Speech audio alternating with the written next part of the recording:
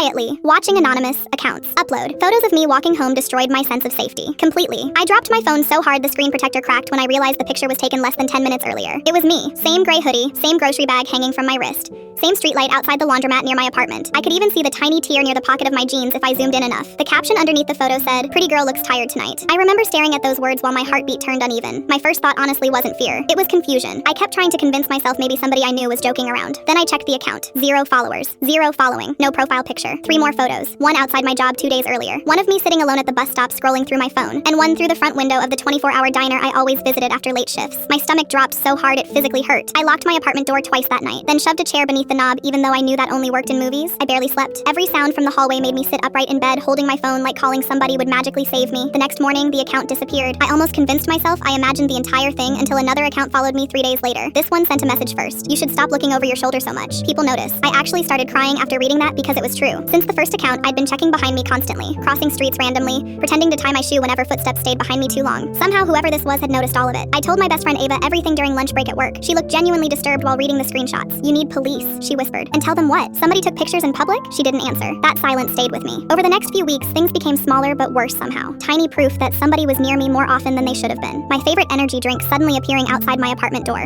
A text from an unknown number saying rough shift tonight after I got yelled at by my manager. Pictures uploaded faster now, almost live. One showed me carrying laundry upstairs only 30 minutes after it happened. Another captured me asleep against the bus window with my mouth slightly open. The humiliation honestly hurt almost as much as the fear. Somebody was watching me at my ugliest moments, my tired moments, my careless moments. I stopped going anywhere unnecessary after dark. My coworkers noticed I'd become jumpy. I flinched whenever customers stood too close behind me. Once I accidentally dropped an entire tray of drinks because somebody touched my shoulder unexpectedly. Ava started driving me home after shifts sometimes. Then one night she asked a strange question. "Did you ever tell anyone about that scar near your knee?" I looked at her immediately. "What?" She shrugged too quickly. "One of the pictures showed it." "No, it didn't." She froze, just for a second. But I noticed. The next morning I reopened every screenshot I'd saved. She was right. In one blurry reflection from the diner window, the scar was barely visible beneath ripped jeans. Something cold settled into my stomach. I started thinking about smaller things. Times Ava somehow knew details I never mentioned. How she always asked exactly where I was going after work. How the anonymous messages sometimes used phrases she used in real life. I felt sick even considering it, so I lied. I told Ava I'd be staying with my cousin across town for a few days because I was scared. That night, around midnight, a new account uploaded a picture of my apartment building entrance. Empty. Caption, "Thought you left." I couldn't breathe for a second after seeing it. I drove back immediately without thinking clearly. Ava's car was parked half a block away from my building with the lights off. I still remember standing there shaking while rain soaked through my clothes.